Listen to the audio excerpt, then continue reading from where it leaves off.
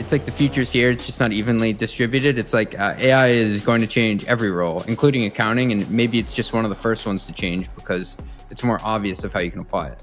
Accounting and finance needed to be automated probably 20 years ago and just wasn't. AI is a great spot for it to actually come in and help automate. But, I'll tell you, in the accounting profession in particular, I think it does scare some people of, oh my God, it's taking jobs away. Yeah. True. It is taking some jobs away in the accounting industry. It is automating some of, not all, but some of the routine tasks. But it's doing that in a lot of different industries. But I think the real key for AI is learning the skill sets of AI. So instead of thinking you're going to get displaced, the fact is if you actually understand and know how AI is working, you've just re-engineered yourself because now you're the AI expert. So I think the key for accounting professionals, but I think a lot of professionals out there, is really learn to embrace AI because it's not going away. And if you can embrace and adopt it, you're going to set yourself apart from the person who can't or won't do it. Is this thing on? Yesterday's price is not today's price.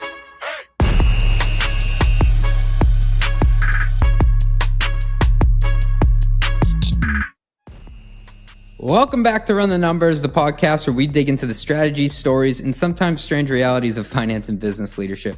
Today's guest is Scott Spiegel. He's the Chief Operating Officer and former CFO of the AICPA. You may have heard of it, the American Institute of Certified Public Accountants. This guy is a plus 20-year veteran of the nonprofit and accounting industry. So we're combining both of those. And if you've ever wondered what this influential organization actually does today or how it's evolving with the profession, this episode is your primer. So Scott brings decades of experience in finance and leadership at the intersection of business, mission, and membership. So we talk about the AICPA's role in accounting, how the accounting career path has really shifted over the years, and why finding your own product market fit doesn't just apply to startups, it matters in your career too.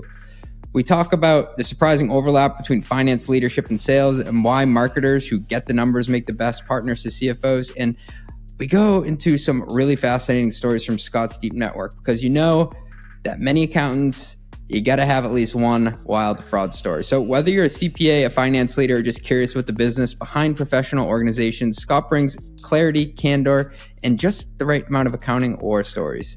All this and much, much more after a short word from our sponsors. All right, I got to get up on my soapbox for a sec here. Everybody's talking about AI-powered this and automated that. But here's the thing about revenue recognition. It's not just about moving data around. It's about getting it right, full stop.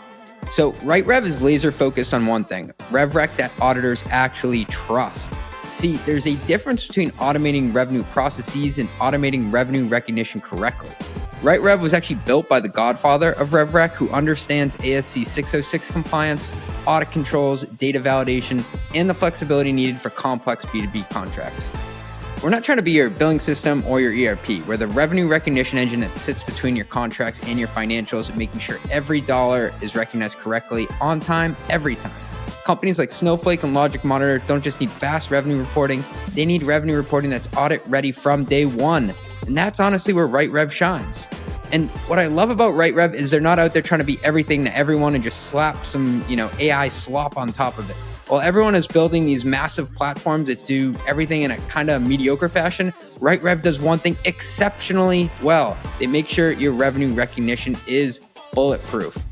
Ready to stop gambling with your RevRec? Visit RightRev.com to see how we make complex revenue simple. That's RightRev.com, where revenue recognition actually works. This episode of Run the Numbers is brought to you by Navan, the all-in-one travel and expense solution. CFOs and finance leaders, let's be honest here. Your T&E process is broken. Manual reconciliations waste valuable time, policy violations drain money, and limited visibility creates unnecessary risk. Nobody likes that. Navan cuts through these problems, giving finance teams the clarity and control needed to close with confidence, faster and with fewer headaches. Connect your existing eligible Visa, MasterCard, or American Express cards directly to Navan and keep all your card rewards and banking relationships. Get real-time expense tracking, automated policy enforcement, and AI-powered reconciliation that works. Companies like Anthropic, Unilever, and Zoom trust Navan to manage travel spend smarter and increase compliance. Are you ready to modernize your T&E process? Visit navan.com/run the numbers for your demo today. That's navan.com/run the numbers. Tell them CJ sent you. They'll hook you up. What does the future hold for business? Ask 9 experts and you'll get 10 answers. Bull market, bear market. Rates will rise, rates will fall. Can someone please just invent a crystal ball already? Until then, over 40,000 businesses have future-proofed their companies with NetSuite by Oracle, the #1 cloud ERP, bringing accounting, financial management, inventory, HR into one fluid platform. With one unified business management suite, there's one source of truth, giving you the visibility and control you need to make quick decisions. With real-time insights and forecasting, you're peering into the future with actionable data. Whether you're closing the books in days, not weeks, you're spending less time looking backwards and more time on what's next. If you listen to this podcast, you'll know I ask CFOs all the time to rep their tech stacks, and I would say almost every one of them use NetSuite. And that's what I would use too. Whether you're a company earning millions or even hundreds of millions, NetSuite helps you respond to immediate challenges and seize your biggest opportunities. Speaking of opportunity, download the CFO's Guide to AI and Machine Learning at netsuite.com/metrics. The guide is free to you. That is netsuite.com/metrics. Ooh, yeah, it's netsuite.com/metrics. Please, guys, I really need this. Scott, welcome to the podcast, my friend. Hey, thanks for having me, CJ. It's great to see you. You're the most fun accountant I think I've met in a while. People don't say that a lot, but thank you. I actually take that as a compliment. I try to be fun. I wore both my belt and suspenders for this podcast. I've got my blue pen and I've got a calculator in my pocket, so I'm all good. I actually saw somebody the other day. I was in a diner and he walked in and he had in his pocket, he had like the pocket saver, like the paper thing, and he actually had pens in it. It was like a young guy. I was like, oh, I think it's coming back. Oh my God, if they're bringing pocket protectors back. That's what it's called, a pocket protector. I've got to see that because I haven't seen one of those in a long time, but you will probably not find an accountant who's not far away from a blue pen in particular. I'm trying to bring khaki pants back. Well, I saw this week that Levi's might be selling Dockers, so you can get in on that. Yeah. All right. Well, most people do know us as a fashion podcast, but we're going to segue into talking accounting trends. And so maybe you could just start by giving an overview of what the AICPA is today in its current form. Yeah, absolutely. So again, thanks for having me. So the AICPA is the largest professional body of accountants in the United States. So we are the professional association for CPAs, and we proudly have close to 400,000 members who pay dues to us on an annual basis. And in return for that, we do lots of things. We provide advocacy and do lobbying activities in Washington, D.C. We also partner with some of our partners in the states to help on state legislation. We provide access to CPE and continuing education. We also help put on the CPA exam. So we do a wide array of things. And I've been working here for 20 something years and absolutely love being this close to the accounting profession. Scott, 400,000 members. Like, if I was to say like, oh, there's a company with a subscription business that has 400,000 customers, like that's pretty big. It is. And the thing about it is it's voluntary. There's no requirement to be a member, where other associations in the professional space, doctors, for example, some of them have to be a member of their professional association. In the accounting space, you don't have to be. It's voluntary. So for us, we spend quite a bit of time creating value to have people want to pay us on an annual basis. But you're right. I mean, 400,000 is an astronomical number, and we're really proud of it.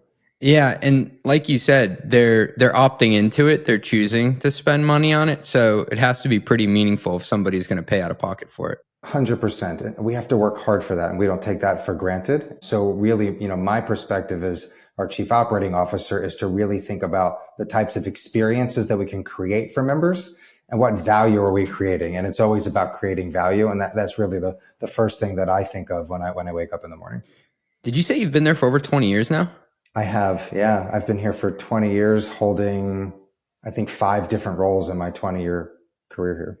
So we're going to get to your career path in a sec, but like give me the TLDR. How has the accounting path changed since you've been there? Because accounting is like, it's not, I think, the same degree that it once was in terms of the courses you take and then the career paths you take once you graduate.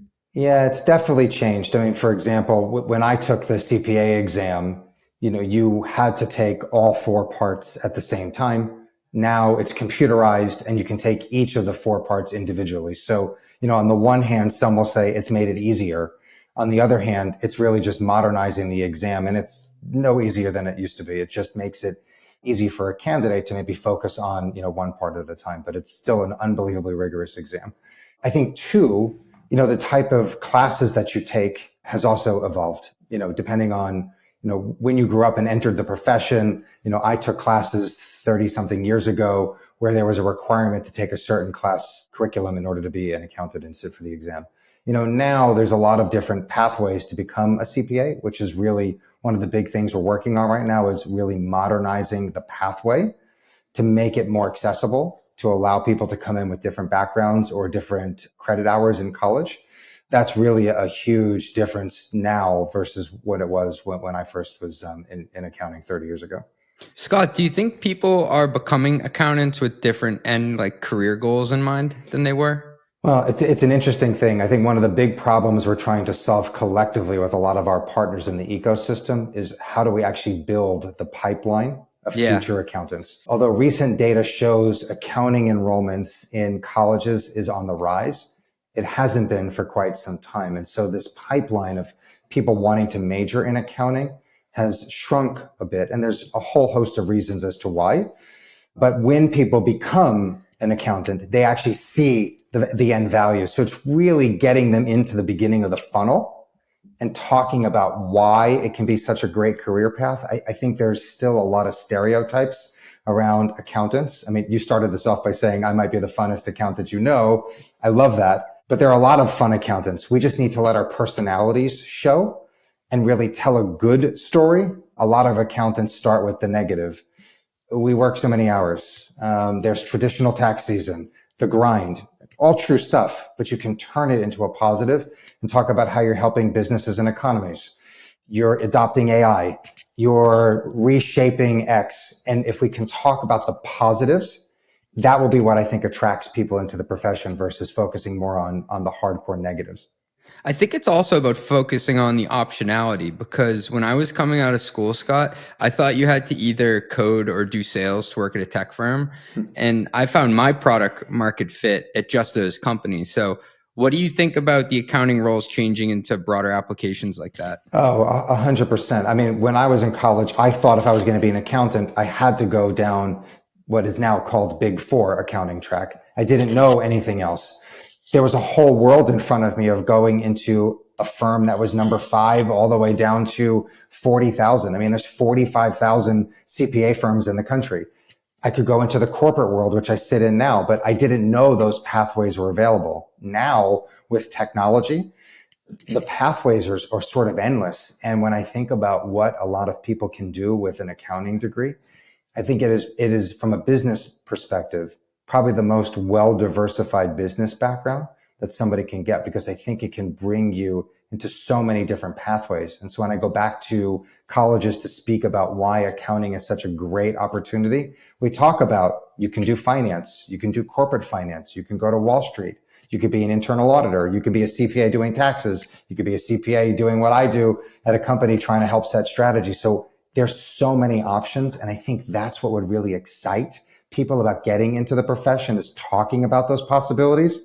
And to your point, the more options that you have, the more excitement I think people have.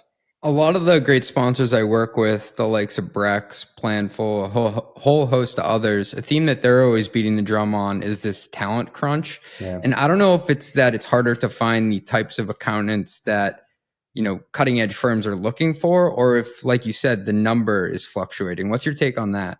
Yeah, I mean, I think a lot of industries and companies are going through this talent crunch. I mean, I think even, now you see news happening about all different types of professions going through, the crunch for talent. When I think about talent, I think what's changed over the last 10 to 15 years is not being so technical in what you actually know, but being more relationship driven or humanistically driven. I think it's really easy because you're learning all of the technical skills and whatever it is that you're being trained in college. And then you think your first thing is to apply those when you go to your job.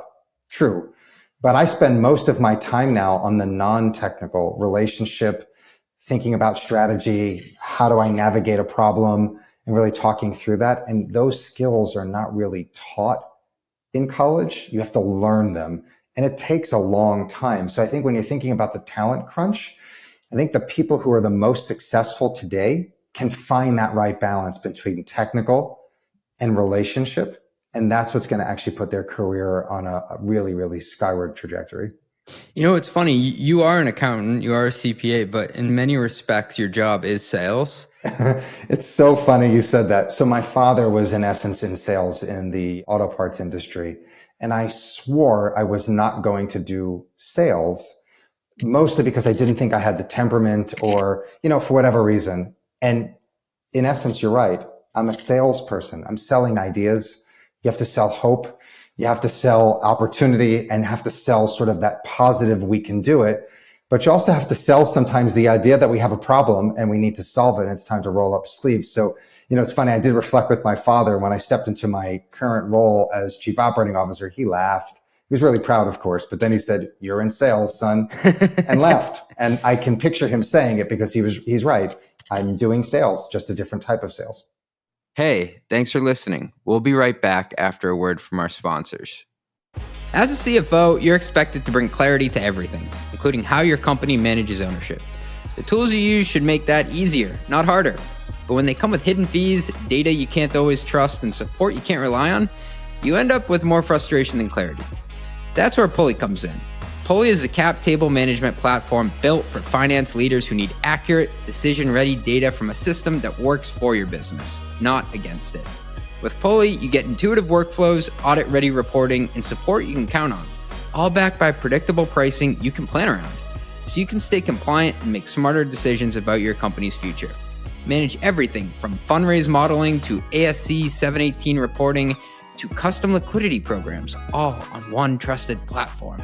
Hundreds of high-growth companies like Linear, Fathom, and Runway trust Pulley to help turn ownership into a strategic advantage, and joining them is now easier than ever. You can switch to Pulley in as little as 5 days, and for a limited time, they're offering 25% off your first year. To claim your exclusive offer, visit pulley.com/mostlymetrics. That is pulley.com/mostlymetrics. pulley.com/mostlymetrics. Well, if you've listened to this podcast before, you definitely know that I think it's cool to be a fan of business. I'm obsessed with researching how the best companies operate and specifically how they manage their money. And I've learned that a company's financial stack can make the difference between world domination and obscurity. That's why I want to tell you about Brex, because I want you to rule the world. Brex is an impressive financial services and software company that has grown immensely since it was founded in 2017. In just the last year alone, Brex accelerated customer acquisition by 50%, with 91% growth in enterprise customers. And there's good reason that over 30,000 companies from startups to enterprises have flocked to Brex. Brex offers the world's smartest corporate card on a full-stack global platform that is everything CFOs need to manage their finances on an elite level. Plus, they offer modern banking and treasury, as well as intuitive expenses and accounting automation, bill pay, and travel. Wow, it's all in the roster whenever you need it. Brex grows with you. CFOs tell me all the time that Brex makes it easy to control spend before it happens, automate annoying tasks, and optimize their finances. Because listen, at the end of the day, Brex helps them make every dollar count. So if you're a fan of smart businesses too, check out Brex at brex.com/metrics. That's brex.com/metrics. So if you listen to this podcast, you'll know that I am incredibly passionate about the FP&A space because that's the route I went to get to CFO. And I want to tell you about a tool that has exploded over the past few years. It's called Aleph. And I remember getting outbounded by them about 2.5 years ago, and I actually took the bait because they claimed to be able to do a demo with my live data, with me right there on the call. And so I had to see it to believe it. And it was the founder running demos back then. Shout out Albert, hope you're listening. And he connected my NetSuite and built my P&L using their Excel add-in in like 15 minutes. And I was really impressed. Since then, Aleph has gone on to raise money from some of the top VCs out there, and they've built an impressive roster of customers. Many of their customers have been on the podcast, like the CFO at Turo, 8 Sleep, and Zapier. They're all really big champions and supporters of Aleph like me. But it's not just an Excel add-in. Aleph also allows finance teams to work with their live cross-system data using Google Sheets and their web app. And that's cool because it gives teams the option to support a wide range of needs and workflows like budgeting, forecasting, and variance analysis.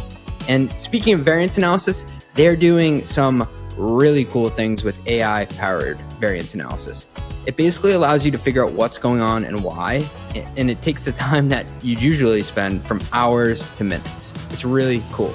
So I highly recommend checking them out and taking them up on that demo or trial, just like I did back in the day. And you can learn more and get started at getaleph.com/run. That is getaleph.com, aleph.com/run. Tell them CJ sent you. I do think that like the higher up you get in any profession, you become a salesperson. And I've talked about this story before on the podcast, but I was at PwC. It was my first year out of college, and we were doing this advisory assignment, and we were at a car manufacturer, and the partner was reflecting on like our progress with the client. And then he just started talking about like something else we could do for them, this other idea and something he saw in the data. And I was like, I think he's soft pitching this guy on more work. And it took me like 5 years to realize when I was at a tech firm and I was assigning quota, like he was a partner at an accounting firm, but he basically had a quota and he was doing sales. Like his job was more sales than it was accounting at that point. Yeah, I mean, it's really interesting. I think people forget that, or they don't want to talk about it that way. But, I think it's a really interesting observation. Again, I think the sales side of that is actually relationships. Sure, if you're in the sales business and you're selling a product or a service, of course, you probably need to technically know about the product and service. But it's about relationships. How does the sale get done? It's all the human side. They've learned it through sales training, but in reality, a lot of other professions have not learned it. And I think what can set the CPA and the accounting and the finance profession apart is those relationships. What problem are we trying to solve? How can we do it together? And tell me that stuff. And I think it will really help make this profession even better than what it is today. And I do feel like sales gets a crappy reputation. It's probably one that I admittedly helped perpetuate, at least my first couple years out of college. My brother does really well as an enterprise sales rep at AWS, but like I would always bust his chops at like, how many hours are you going to put into work today? Or who are you going to convince to like buy something they don't need? But I think like maybe I was jealous at how well that he could build relationships with others. I think it's the exact same reflection I had. I came out of it from my father being in sales to then seeing friends getting into sales and probably having a very negative connotation about it. But then you get curious about it and you go, well, what skill sets do the most successful salespeople in the world have? And it all goes right back to almost the non-technical skills. How can they build relationships? How does she talk to that person so easily? They learn these skills, and that's what really makes people attracted to each other, is this ability to connect. And I think as I've reflected on my career, I've really had to spend much more time being intentional on connecting, because it doesn't always come so natural, particularly if you're, an accountant thinking about problem solving. You're in the crisis of the minute. But if you can just take a step back and be more curious and build those relationships, I have found I get much more work done if I can just slow myself down and think about it through multiple lenses. Well, let's dig into that. How have you found your own product market fit at AICPA? You said you've done like 5 different roles? Yeah, I mean, I've jumped around quite a bit. When I first joined here, I joined as our corporate controller, and I probably sat in that role for about 4 years. Our CFO role had become vacant, and I just assumed I was the natural successor. They went through a recruiting process to go find the candidate. I was in the queue. I was not their first choice. And, that was a hard lesson to understand what it's like to maybe be second. But the first choice candidate actually didn't pan out. They couldn't work out an agreement. So I eventually was the first choice, became CFO, stayed in that role for quite some time, and then moved into a strategy role, came back as CFO, but now in a global capacity. And now I'm chief operating officer. And what I have really found in my 20 plus career just here is my job has been very ladder or lattice. Sometimes you go up, sometimes you go sideways. You might have to go down a little bit just to learn some additional skills, but I love the kind of up, down, across, sideways pathway, because I love being a jack of all trades, knowing a little bit about a lot of things. I'm just a learner by trade, so I love learning a lot of things. I always tell my kids, man, if I had Google when I was your age, I would be just Googling everything to just learn. Like, it's at your fingertips. I mean, we had to go to the library and read this thing called an encyclopedia. So from my career, I've just enjoyed learning and taking on new skills. And I haven't always career mapped one for one into every job that I've had. But I love the challenge of trying to grow into it. And you make some mistakes and you have a lot of successes. But again, it goes back to the people that you meet and the people that help bring you along the way. And just, it's always about people. Scott, you're a successful guy. You're in a great role and seat now, but like, what's it like in the moment if you feel like you're going lateral or even down? Because we talk about it on the podcast sometimes, but like in the moment, it's probably not easy. No, definitely not. I mean, I've probably taken on maybe 2 lateral moves within my career for a couple of reasons. One, my prior boss really believed that I had a skill set that would translate into another role. And at first, I remember the first time that happened, I had to take a real step back and go, is this a demotion? Like, why would you do this to me? And he was selling me on the idea of, no, but I need you here. We have a problem that I think only you can solve. You have a special set of skills and I really need them here. And it took me about 30 days to think about it. And he kept saying, what are you waiting for? Take a calculated risk. And that word calculated was really helpful because just taking risk without thinking about it didn't really sit well with me. I mean, I like taking risk, but actually the word calculated really resonated. So I took a calculated risk and I took on the assignment that he asked. And honestly, if I didn't do that, it would not have set me up for my other career moves because that calculated risk then demonstrated I was willing to put myself out there, be vulnerable, try something new, make some mistakes, but also have some successes. And putting myself out there really set me up for other opportunities. But it was definitely not an easy, sure, I'll just shrug my shoulders and do that because, like you said, taking a step back and going, what is it about me that they don't like in my current role? And you go negative, but I had to really start thinking positive. He sees something that maybe I don't see that translates here. So instead of thinking negative, think more positive. And so it was a really interesting pivot for me to start really believing in myself versus criticizing. And I can certainly be a harsh self-reflector and self-criticizer, but it was a really interesting point. Somebody believed in me. And because of that, you give it 125%. I like to say there's no worse critic of CJ than CJ. And when because it's happened to me before too, that I'm going to move from one position to another and someone's going to backfill what I was doing. And maybe they're even brought in at a higher title than I was at. It's human nature to be like, am I not good enough? What did I do wrong? Yeah, it is definitely human nature. And I'm with you. I am my worst critic and I do beat myself up quite a bit. I talk to myself a lot, which is just very funny to watch when people are videotaping it. The Bob Dole effect. Oh my God. I love that. The Bob Dole effect, 100%. But I think the thing that, that has gotten me through this is a couple things. One, no job is going to just be given to you. I got fortunate enough that somebody asked me to think about taking a role, but you actually have to put yourself out there and take a risk.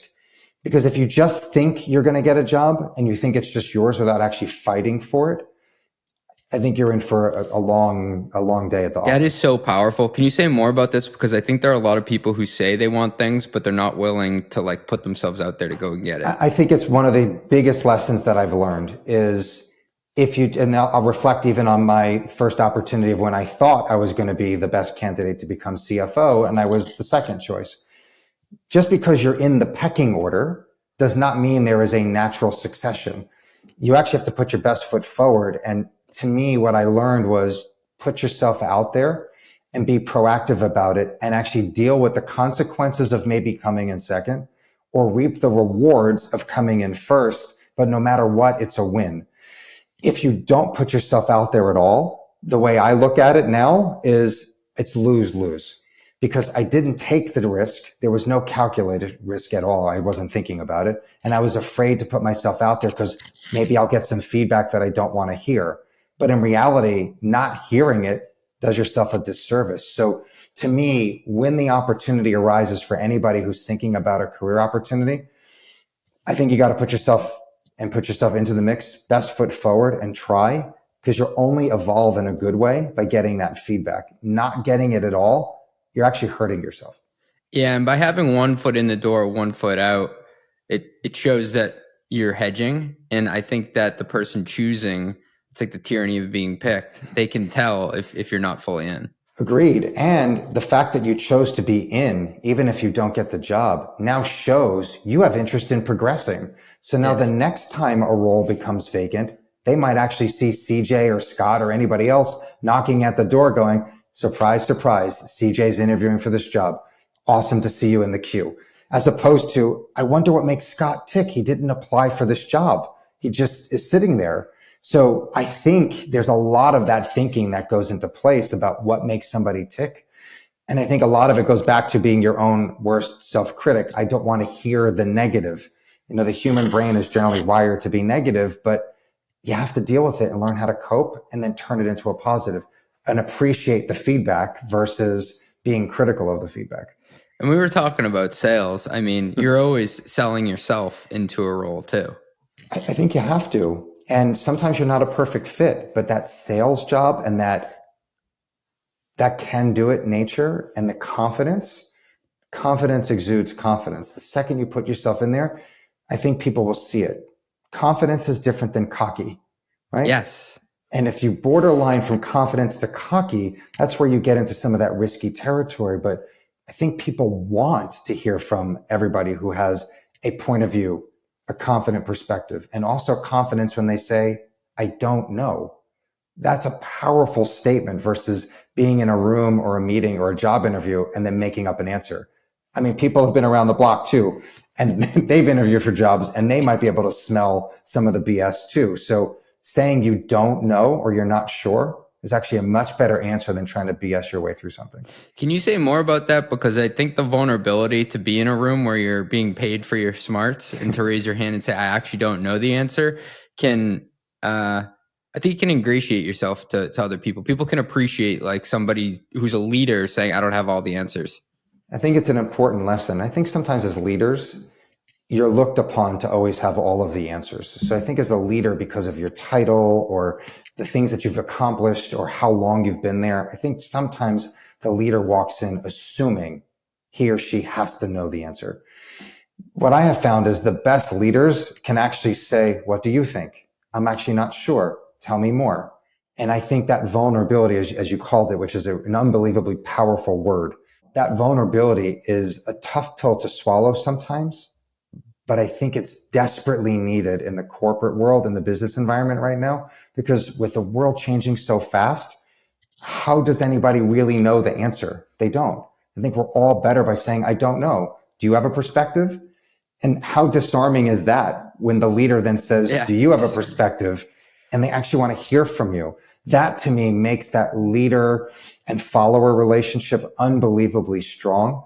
But it isn't always the case. Sometimes you get into the meeting and the vulnerability sort of leaves and you have to check yourself. But I really think it's powerful if you can defer sometimes to the power of the group and let others chime in, because you're not always going to be the smartest person in the room. In fact, it's probably going to come from other layers deep within the org. And that's the beauty of working in small, medium, and large companies. You just never know where that idea is going to come from. Yeah, we've had Jim Cook on the podcast a couple times. He was former CFO at Mozilla, first 100 at Intuit, and one of the co-founding team members of Netflix. And he has this framework where as a leader, you say, this is what we do know, this is what we don't know, and this is when we think we will know. And like the concept of bringing people under the tent and showing them you don't have all the answers, but you're treating them like an adult and also asking them what they think, that can be something that builds a lot of camaraderie. I think it's a really great thing to think about, because that bringing people into the tent really builds momentum for inclusiveness. And I know that, people get nervous when we start using words that allow everybody to have an opinion on everything when you're trying to move a business forward. But that inclusiveness of thought goes a long way, where people just can and want to be heard, and creating that space for people to be heard and share their ideas, I think is a really powerful tact. Scott, I want to segue a bit to talk about the business behind nonprofits. So if I have it right, AICPA is a nonprofit. It is. Are there any benefits of being a nonprofit? Well, I think people always go, if you're a nonprofit, you either can't make money or it's for, tax registration reasons or some other. First of all, I love dispelling the rumor. Let's do it. A nonprofit can make money. It just means if they make money, you might have to pay tax. That's okay. So I think sometimes nonprofits shy away from thinking like that. And I think the negative connotation with nonprofits is, oh, they're boring, they're stodgy, they're not commercially focused, they're not innovative. And I love trying to break those stereotypes down because there are some unbelievably powerful nonprofits from Red Cross to, you name it, that do unbelievably imaginative things. I just think it's the tax registration status that really benefits a nonprofit. After that, you just have to move past it and just say, we're a business like any other business. And let's put our best foot forward and think like other businesses do in terms of being margin focused and creating value for our customers and optimizing the cost structure. So, I think nonprofits sometimes get that negative stereotype of, boring, stodgy, slow, antiquated, etc. But I've been working here a long time. And if it was a boring, stodgy, slow environment, I can tell you from the way I'm wired as a type A personality, I would have left a long time ago. And at the top of the pod, you said you have 400,000 paying members. You don't have 400,000 free members. No, paying. So they want to be affiliated, which means there's always more to do to push the accounting profession forward. And I think what benefits a nonprofit is being very mission purposed and mission driven. And I see a lot of younger people in particular now getting such a strong affinity for wanting to work for or closely with in, volunteerism or otherwise with nonprofits. Because I think mission-based really resonates with the next generation of worker in the workforce. And so being at a nonprofit, it's a perfect alignment of having a mission and then attracting younger people to come work for you because they want to work for a company that actually stands for something. Have you changed the way that you recruit for talent or pitch the firm to people over time? It's funny. Probably yes and no. Probably a little wishy-washy of an answer, but I'd say a little bit yes and a little bit no. When I talk to people and I interview candidates, I actually want to go right to something interesting on a resume. So for me, I actually don't care about the technical. I care about find something interesting so I can ask you a question, because disarming the candidate right up front allows me to know, are they a good personality fit? Do they fit into our work culture? Could I see them working with my toughest customer? So when I'm recruiting, I'm usually looking for just one little interesting tidbit, and then I'll get into the technical. So the way I recruit and the way others recruit probably differ a little bit, but I would say organizationally, we're always trying to bring in, talent at all different levels, from entry level all the way up to the seasoned vet. It really just depends on their skill set. I want to go back to that because it's a useful interview tactic for anybody interviewing for any position in any industry, because it's how do I cut through this almost this encasing or film in the room that's like, it's an interview. I can't really get to the real person. How do you get to that faster so then you can find out the personality stuff? Because you're going to figure out through a case study or some other way if they have the technical chops. But what's probably most important is, can I work with this person every day? I agree, right? So I used to call it like interview speed dating. So sometimes when I do an interview, I have my watch or my phone just putting on the timer, and it's usually about 10 minutes. And it counts down backwards, and I go, okay, in the first 10 minutes, if the candidate and I have not developed a rapport, I probably know I'm not doing something right. Maybe the candidate's not going to be the right fit. So what do? I know the candidate's nervous, right? Who isn't at a first interview? So that's why I always look for something interesting that's usually not technical on their resume to just make the conversation flow. So that could be something in their career or could be something volunteer-wise. And then I just try to go with it to see, do they open up? How much do they share? Are they concise? Are they wordy? Are they expressive? Do they use hand gestures? Do they sit and I just feel that 10 minutes allows me to get to know the person. And if we start to laugh and engage, now we can kind of pivot into that softer stuff into the more technical. Because let's face it, we've all had a job interview that probably hasn't gone well. 9 times out of 10, it's because they've given you that one technical curveball right away up front. And, it's the first question and you haven't had all your coffee yet and you feel like you've blown it. And now the remaining 45 minutes hasn't gone great. I feel if you could just soften it up for the first 5 to 7 minutes, make them feel comfortable, then you can kind of go for the hard questions. I'm having this like visceral flashback to this one interview. I won't say the company name, but like it was I was interviewing with their CFO, and he came in like extremely serious. And I think he just like asked me like a technical question off the bat. And I knew all the answers, but it was like, I just felt like I couldn't, like my throat was closing the whole interview and I couldn't get my voice out. And in my head the whole time, I'm like, you're blowing it, CJ, you're blowing it, you're blowing it. And I just couldn't ever get back to like just being normal. And I didn't get the job, but like, I was just thrown off. I was like, if there was a way to just have a joke at the beginning or to be human, I think I really would have performed better. But I just always go back to it as my worst interview experience. Yeah, but I'll tell you, it's also helped me find candidates who probably are not good fits for our culture. Because as I'm listening to a candidate, sometimes I can tell, okay, would CJ or Scott or Sam or Abby be a good fit with my toughest internal customer? Could I see that person really getting into it? And sometimes not being able to hold a conversation on something simple like, tell me about your passion for dogs. It says that you volunteer at the animal shelter. And if they can't really tell me and I don't feel the passion, then I kind of know, okay, is that person going to be a good fit in our work culture? So it's really been a good wean out for me. But to your point, I'm with you. I've had some terrible interviews along the way on my own front. And I'm like, oh, and then I beat up myself again going, oh, I can never recover.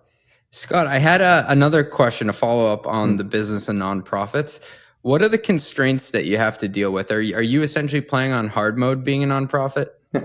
Well, right now, yes, we've been a nonprofit for, decades. So I don't sense that, our organizational structure will change. But I do think there are some constraints on nonprofits in general, particularly if you think about just what's happening in the current environment. Again, without making it political, but the environment has been very uncertain for most businesses between tariffs, and there has been some talk about whether or not the current administration will or won't change the tax status of nonprofits. And you see what's been happening with some of the Ivy League schools. So it is a little uncertain right now. I think the thing that, nonprofits, particularly on the finance and ops side, can really do is just stay very focused on mission, be very clear on purpose, understand what your KPIs are, and just be laser focused on your key performance indicators. And I would say just lastly, just trim out anything that really isn't as important as you think it is. Because if budgets get restrained in some capacity because you're getting funding from a government agency or whatever, or the economy slows down and people are giving less, which typically happens when economies slow down, you got to do more with less. So to me, I think being in the nonprofit space, this is a great time to start thinking about that contingency planning for what if. It's really hard to what if plan right now because there's so many what ifs coming our way.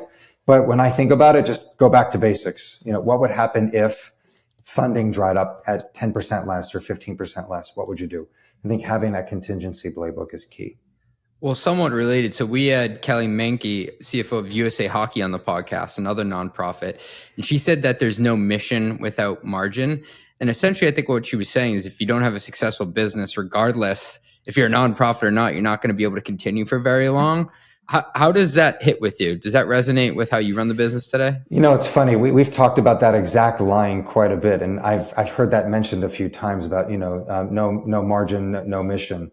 I think in the various business lines that we do, some of our products actually have negative margin. And some of that is done on purpose because we know we're making more margin in other products and services. And in the collective, we're in an okay spot. I do think it's important to at least understand some of that going in. I think sometimes without thinking about the strategy of, are you going to have margin or not? What is the right margin?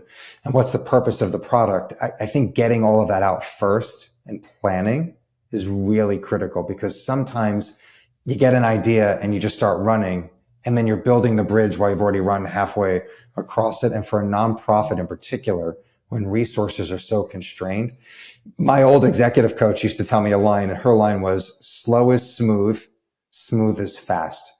So if you just slow down, bring everybody on board, have that opportunity to be heard, exchange ideas, disagree but commit, and get everybody onto the train will eventually become the bullet train. But if you're just grabbing people from the train station while it's flying by at 85 miles an hour and you're hoping for a smooth ride and you really didn't tell people where the train's going, you're in for a rough ride. And that's why business strategies, ebb and flow quite a bit. So she's always used with me the line of slow is smooth, smooth is fast. And I think right now, given what's been going on in the environment, I would definitely say just slow down. Let's just think about what's happening, bring people along, and then you can prepare better for that. So I do think that there is some credence to the, no margin, no mission, because it's been floating around in that ecosphere for quite some time. Well, the other exogenous shock going on to your industry and to mine and to the accounting field is AI. My first question is, did you plan to have AI in AICPA 25 years ago? No, but you know what? It's funny. We've actually been playing around a little bit with the branding and the logo. And because it does start with AI, we've been internally just playing It's around. It's not a rebrand is what you're saying. No, not yet, but it might be an interesting one. I'll tell you, everywhere you go now, right? AI. And, in the accounting profession in particular, I think it does scare some people of, oh my God, it's taking jobs away. Yeah. True. It is taking some jobs away in the accounting industry. It is automating some of, not all, but some of the routine tasks. But it's doing that in a lot of different industries. I mean, I just went to dinner 2 nights ago and there was a robot serving the food after you ordered the Mexican food, that it came out on a robot and you grabbed your plate from the robot. So there are servers still around, but not as many. So in so many industries, automation and AI is playing hold. What I'm really trying to embrace is understanding how AI can benefit the business, benefit our employees, benefit our members, and of course, ultimately become faster, cheaper, smarter, and more efficient. But I think the real key for AI is learning the skill sets of AI. So instead of thinking you're going to get displaced, the fact is, if you actually understand and know how AI is working, you've just re-engineered yourself, because now you're the AI expert. So I think the key for accounting professionals, but I think a lot of professionals out there, is really learn to embrace AI, because it's not going away. And if you can embrace and adopt it, you're going to set yourself apart from the person who can't or won't do it. I'd imagine you have to rework some of the curriculum on your side, right? Oh, big time. I mean, just from how you audit a company and the impact of AI on what you're being provided by a company and the client. Is it real? Is it fake? How does AI impact, a whole host of things? There is so much to think through on that. And that's actually the beauty of working here at the AICPA, because we're actually thinking through a lot of those things. Is how does it impact accounting standards and rules? What are the implications of that? How do we upskill accounting professionals to embrace and adopt, educate themselves on AI? So there's so much to think about, and accountants in general are usually slightly late adopters of any new technology. So that has always been the accounting stereotype, but there's so much opportunity here that there's almost no better time to be an accountant because of all of the disruption that's happening. So at the last firm I was a CFO at, we completed an audit with a Big Four firm. And at the end, you have to attest and sign like all these things, like it's accurate, blah, blah, blah. And part of it was you had to attest. I did not use AI in the preparation of the financial statements. Like, okay, yep, sign that. We get the final report back, and it's this PowerPoint deck for us to send to the board along with it. And it's kind of like the marketing materials, et cetera. So we renew with them. And on the third slide, Scott, it says, and one of our competitive advantages is we incorporate AI into our audit process. I'm like, what the hell? So you can use it, but it's against the rules if I do. Yeah, and it's funny. It is such a dichotomy. In the auditing space, there is a lot of marketplace pressure to adopt AI to reinvigorate how an audit is done. I think the stereotype with an audit is that it doesn't add value to a company. They do it for compliance purposes. The bank's making me because of a covenant. Totally a stereotype. And there is some truth to that. There are bank covenants, et cetera. But when I was CFO, I got a lot of value out of the audit because the audit firm was telling me things that I probably didn't know necessarily. And it was just ways to improve and things to enhance. I think the utilization of AI will actually really enhance an audit to a point where I'll get even more value out of an audit, which then brings to the other side. If the auditor could use it, should I be using it on the corporate side? And the answer is it's inevitable. It's coming, and the auditors are going to have to now figure out what is happening on that side of the equation. I have seen a lot of software come out, Scott, that like essentially puts a target on the accountant's job, like a staff accountant's job. To your point, though, there's also software for every other industry that puts a target on if you're a copywriter, if you're a marketer, if you're a video producer. So I don't know. I think it's like it's like the future's here. It's just not evenly distributed. It's like AI is going to change every role, including accounting, and maybe it's just one of the first ones to change because it's more obvious of how you can apply it. Yeah, I mean, you're right. I mean, there have been things that, in accounting and finance needed to be automated probably 20 years ago and just wasn't. Yeah. AI is a great spot for it to actually come in and help automate. But I just mentioned the robot in the restaurant. They're using some sort of augmented or, automated reality for that. Doctors are starting to use it in surgeries, et cetera. Yeah. It's just a matter of time. So, in my mind, you can get scared by it, or you can actually embrace it while it's hot and actually set yourself apart, saying, not only do I understand it, I'm the expert. So the person who's doing copywriting, yes, AI might automate it, but it might just make your job faster, which then means you can actually be more productive than your colleague who isn't using the AI. So you've set yourself apart from the person who isn't. So more likely than not, the person who's utilizing AI will probably protect his or her job. Yeah, that's a great way to flip it. I really like that perspective better. I think you have to shift the paradigm a little bit because it is scary times. It's hard not to think about what AI can do in terms of the negative, but if you can embrace it from the positive, now the opportunities are exponential. And I can't tell you I'm really great at it, but I do spend a lot of reading time trying to understand it and at least know the nomenclature. So when I'm ready to learn how to deploy it, I'll feel more confident about the terminology. And that's just how I learn best, is just read it to become a little bit more familiar. And then I just want to immerse myself in it so I can actually learn it and see it for myself. And like the positive spin on things or perspective on things. I have a friend, Scott, who's he runs a fractional CFO firm, accounting, bookkeeping, etc. And he didn't say, CJ, this is going to just totally ruin me. He said, I'm going to be able to take on 20 clients instead of 10. Well, that's the thing. And then that becomes the value add because you're going to do it cheaper. You might get a premium for that because you were able to turn it around faster. And now you might be making more money. So I think that that's another great positive to think about, is how does that efficiency play turn into generating more revenue? And I think that those are the opportunities that we need to focus on versus, oh my God, it's going to displace my job. There will be job displacement, but there will be job upskilling too. Yes. I'd rather be on that side of history. Same here. The same here. Scott, gearing towards a close here, I wanna do some stories. And you're a tenured accounting professional, and you probably know more accountants than anyone I know, about 400,000. That means you probably have some stories about fraud. Can you think of any?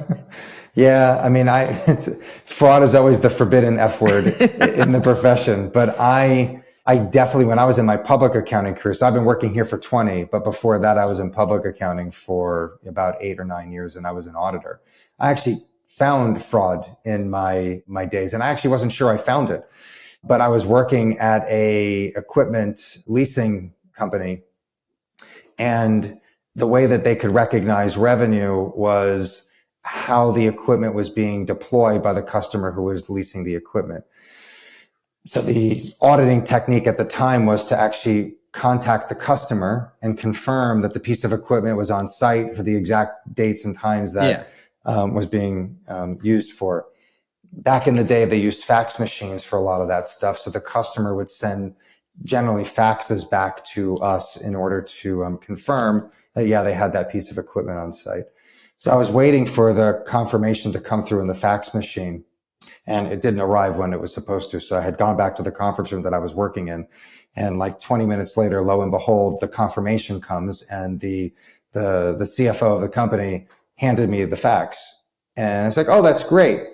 Now, for any young people that have never seen a fax before, usually at the bottom of the fax, it would transcribe the number that it came from.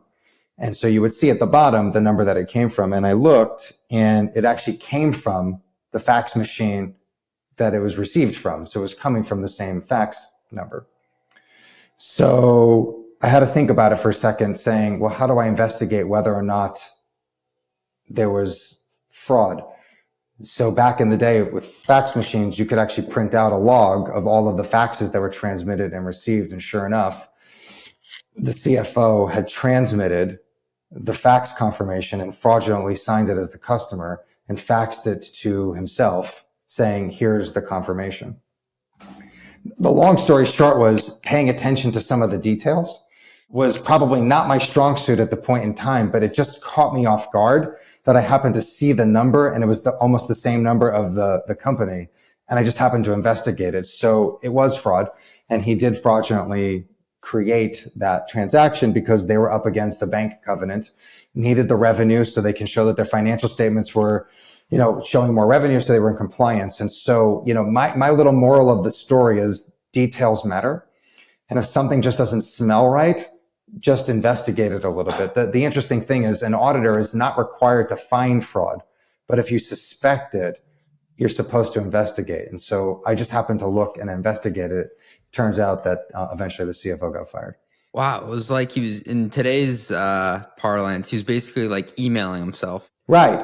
So in essence, he was texting or emailing himself and it just was just crazy. So that was definitely something that happened probably early portion of my career. And I remember calling the audit manager saying, I think I found fraud. And his words were along the lines of, if I'm coming down to see you, this better be real and you better be buying me lunch.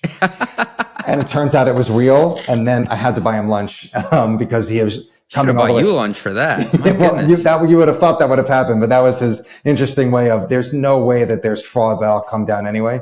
And sure enough, there was fraud. Wow. Do you think that the way that fraud is carried out has changed a lot in the last 5 to 10 years? Yeah, I mean, there's, without giving anybody tips on how to do it, I think it's more to be aware, because like when I first became a CFO, it became very obvious in the first month that people were looking for my LinkedIn profile, that I'd changed it to be CFO at this company. And I was getting texts from all over the place that were phishing texts. I was getting fake emails that looked like they were from my boss. There's even a meme going around the company of, oh, fake CJ reached out to me again for like a payment, because there's also like the playing into the personal dynamics of like, if I'm hired as CFO and somebody who looks like the CFO messages you in the first week and you don't know them yet or how they communicate on a normal basis, they're much more susceptible to like go out and buy. Somebody was going to go out and buy like 100 gift cards at CVS. Oh my God. I mean, we've had a lot of that. I mean, with phishing attacks, on the rise, I can't tell you how many times per month I'll get a note from somebody asking me, did I send them this text or email asking them to go buy gift cards? 3 years ago, you can tell it was not me.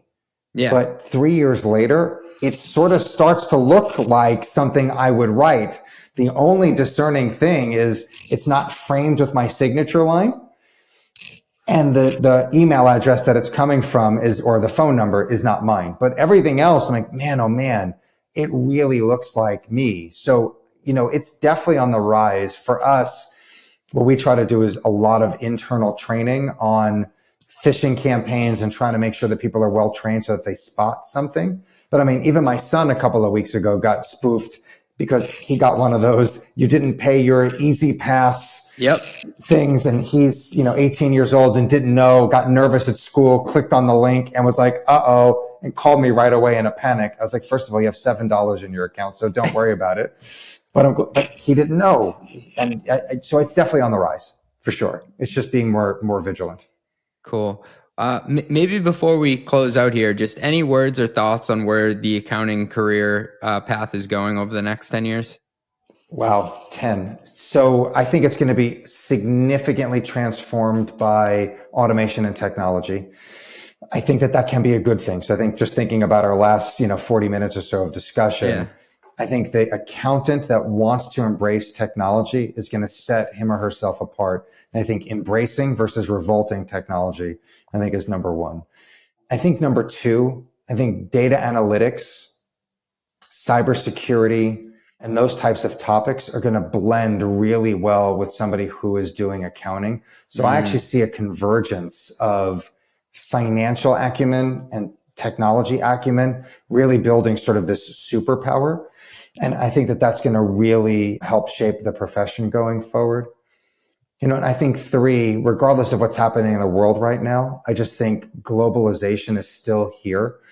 And I think from an accounting perspective, regardless if you're doing public accounting or corporate accounting, the more global your lens is and the more well-rounded you are and understanding what's going on, I think you can really set yourself apart because, doing business globally is not easy.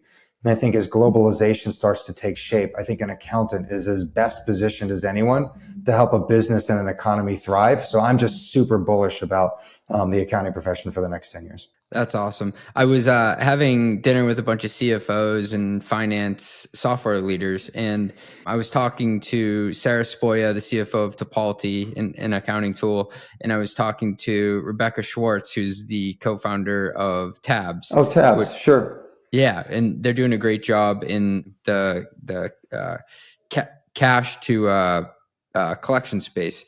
It was interesting because we were reflecting on like our careers of how we have like this loyalty to Excel and this feeling of like we've built up this skill set that's very valuable. And then we were saying there's going to be this group of college kids who come out who maybe never have to learn a VLOOKUP or an index match or a SUMIF, but they'll just rely on prompts. And it's just this odd thing to think that like this, you think you were almost like forged in fire having to do all these things. Like, and I remember like there were people who used to have to do the audits just on paper. And add them up, on ruled notebooks. Yeah. And then it was using Excel. But now I'm like the people who are graduating now, and to attract them to a job, it's going to be very different.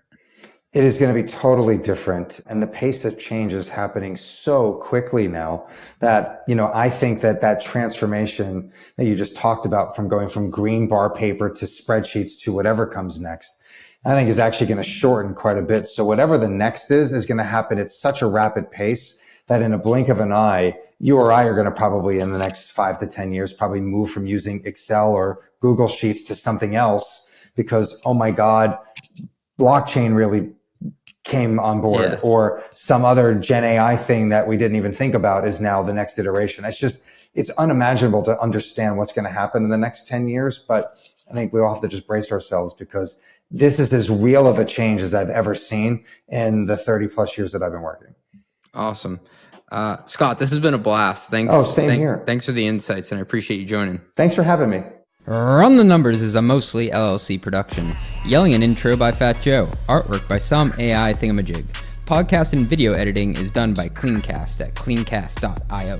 Nothing said on this podcast is intended to be business or investment advice. It's the sole opinion of me, a guy who feeds his dog too much ice cream and has a history of net operating losses, LOL. If you like this podcast, please hit subscribe. It would mean a lot to me. And also check out mostlymetrics.com. That's my newsletter where I explore business models and financial metrics. Thanks for riding with me. Share this with your friends. Peace.